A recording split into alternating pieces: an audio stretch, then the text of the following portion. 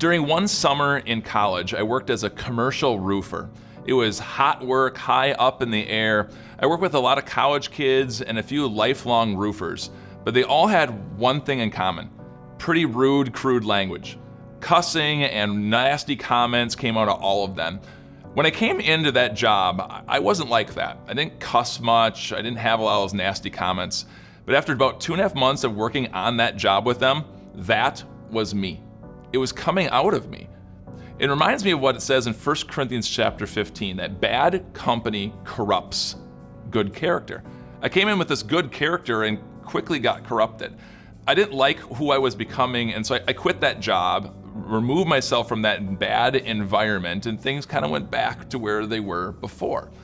Today we're going to talk on joy in vulnerability. And what I want to connect you to is that 1 Corinthians 15 passage, but a flip of it.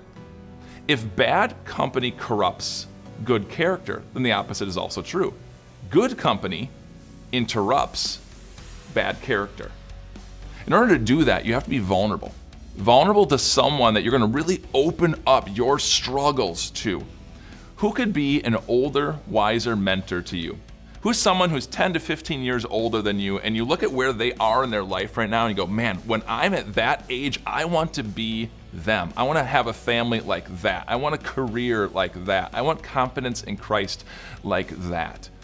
Ask them if they'd be willing to be your mentor. Once a month, go out to coffee together, open up your heart to them. God gives you encouragements in a unique way about being vulnerable like that in Ecclesiastes chapter 4. 2 are better than 1 because they have a good return for their work. If one falls down, his friend can help him up. But pity the man who falls and has no one to help him up. Invite someone into your life to help you up. I did this about 2 years ago. I have an older, wiser mentor, someone who talks to me on a regular basis, and I give him permission to ask me the very difficult questions. John, are you abusing alcohol? John, are you being faithful to your calling as a husband and respecting and loving and exalting your wife? John, are you working on your balance between work and home? Are you being the great father that God has called you to be? And I'm very open and very honest with him, and he helps me walk the pathway that my faith in Jesus wants to walk. In order to do that, you're going to have vulnerability. It'll bring you joy as someone is there to support you and the faith walk that you want to have.